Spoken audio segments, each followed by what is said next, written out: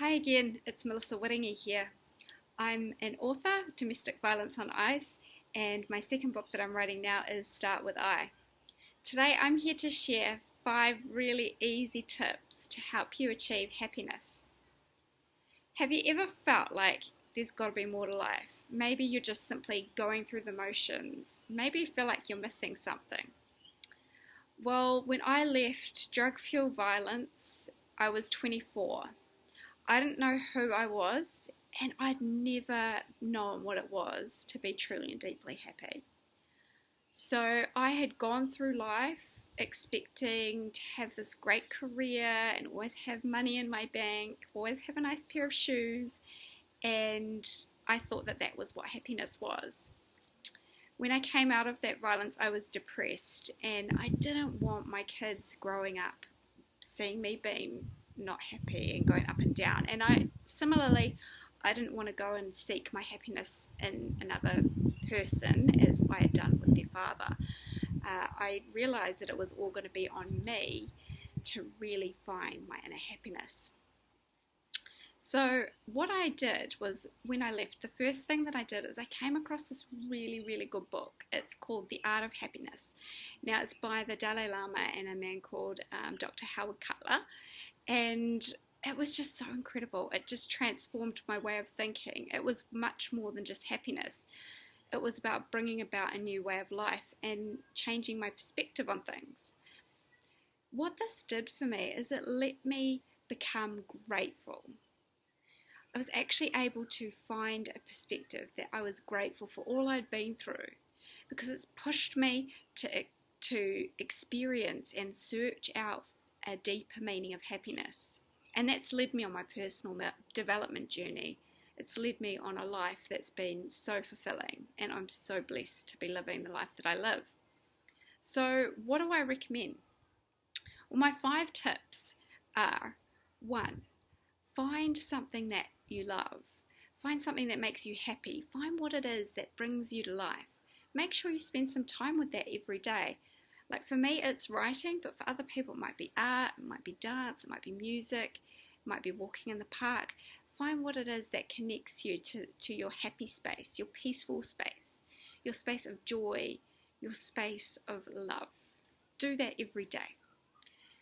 2, every day you need to write down a minimum of 3 things that you're grateful for. They recommend doing it at night, before you go to bed, but like I try and do it twice. I write it down in the morning because I'm always grateful to just wake up with so much joy, and I know that I'm going to get good stuff in the day. And then at night I consciously as well give gratitude for all the good things that have passed my way. So whether it's just meeting the right person, or whether it's just the guidance that I felt like I've got, that's really, really been awesome. So a third one is being mindful of your state of mind, because remembering that happiness is within, it's a state of mind. So perhaps your conditioning is not happy like mine was. You need to sort of just be conscious of where you are in the moment. And if you feel yourself slipping into a not so nice space, a really good trick is to smile, because when you actually smile, it makes you feel happy. It's really weird. Try it out. It's so good. A 4th tip is practice affirmations. Now, for someone who has never done affirmations before, this is always really weird. But I picked it up in a book about law of attraction. And at the time, I was like, I would do anything to be happy, right? I was really, really unhappy, and I did not want to get prescribed medication for my unhappiness. So I walked around saying, my life is awesome. To be perfectly honest with you, I felt like a complete loony bin. I felt stupid doing it. I'll tell you a really good story on it. I was walking around going, my life is awesome, my life is awesome, my life is awesome. And one of my children pooed in the bath. So I was shoveling poo out of the bath, repeating, my life is awesome, and I just cracked up laughing. I realized, okay, my life isn't actually that bad. It actually is awesome. And honestly, within the space of about 3 months, my life had dramatically changed. It was incredible.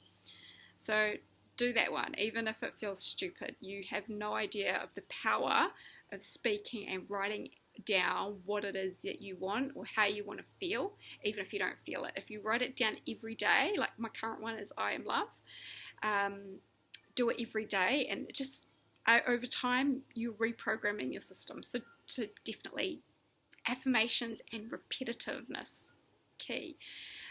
Finally, one of my absolute favorite things to do to bring out that inner sparkle of things just are boring, mediocre, 101 lifelong goals. These aren't just dreams. Go big. Like, I know there's some people that are all like, goals that need to be this, this, and this, and time bound, blah, blah, blah. There's two kind of camps, and I'm not in the time bound one, because every time I time bound anything, it tends to turn to poop. So I'm of the camp, Jack Canfield inspired this one. I've written down 101 things, and it's not like go for a walk every day. It's like seriously big stuff. On there, I seriously have a meal with Richard Branson on Necker Island. I kid you not, that is on there. I've gone big, I've gone large, and every year I tick something off. One of the possibly more recent ones that I ticked off was I had really bad vision. I was legally blind, so I could not get in a car without glasses. Actually, I'd be lucky to make it to the car without glasses. I was dependent on glasses. I grew up wearing contact lenses from the time I was about 13, 14. I started wearing them.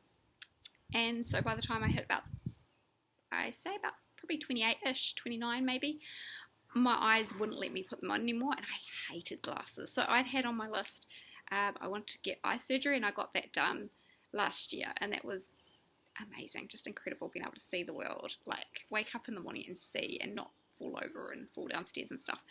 I've hand-fed dolphins. I have lived in some of the most incredible places in both New Zealand and Australia. I published my book, one that I'm working on right now. I am going to have a best-selling book. I don't know 100% if it's going to be this one, but I feel really good about this one. Start with I, watch out for it.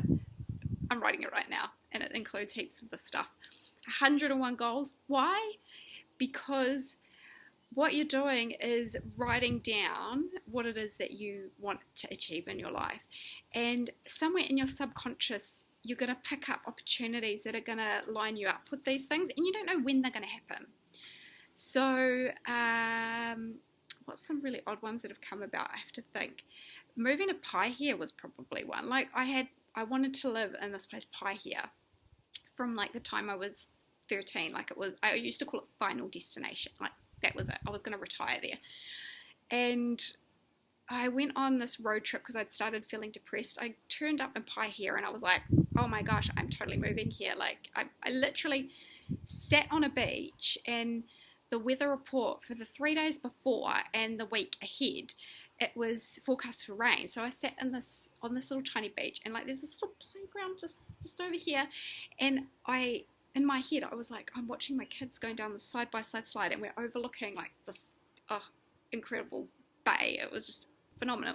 And I looked at this cloud and I'm like, okay, well, if I wake up in the morning and it's sun shining, despite all odds telling me it's raining, like it's the middle of winter in New Zealand. If you've been to New Zealand, it's not really the best weather-wise any time of the year, but middle of winter, forecast for rain 3 days before the week ahead. If I wake up in the morning and it's sun shining and it's beautiful, I will move here and trust it's going to be okay. Well, yeah, woke up in the morning, it was a beautiful day, told my mum, told my family, everyone said I was crazy, moved within 3 weeks. The real estate's told me I'd never even get a place in the town. Well, I got a place overlooking the entire bay out to Russell, out of my bedroom window and my lounge, and I felt like I had hit the world jackpot. Like, that came out of nowhere. I wasn't consciously working towards that, but I'd written it down. Similarly, I ended up moving to Australia. Same kind of weird story, and that was only a year later. Gosh, yeah, I've just done some incredible things, and it's having things written down, and you just don't know quite when the opportunity is going to appear and how it might present itself, and you just don't know. And it's incredible. Every year I tick off at least probably 2 or 3 things, if not more. And it's just worth it. I absolutely encourage you to give it a good go, and don't just write boring, easy stuff. Like, really write hard things, because in the book, the Key to Living the Law of Attraction, it's called, by Jack Canfield, he talks about where he got inspired by this guy who had done it, and by the time he was in his 90s, like, he had achieved everything.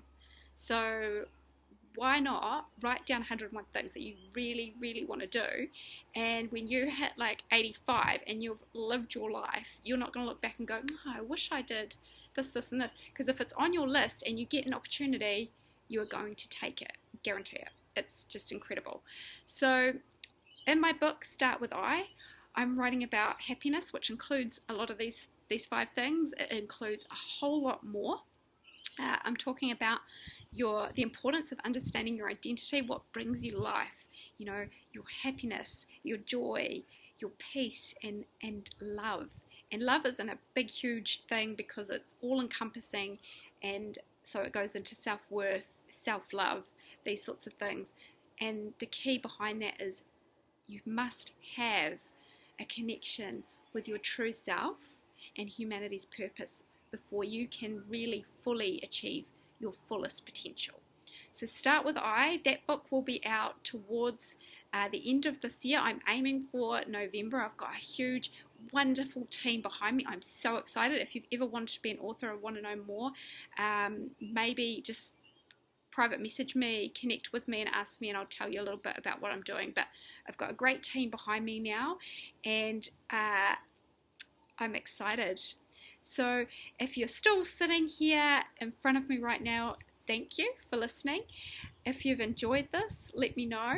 If you haven't, let me know. And if you want to know something more, or you have maybe your own specific thing that you want me to talk about, let me know.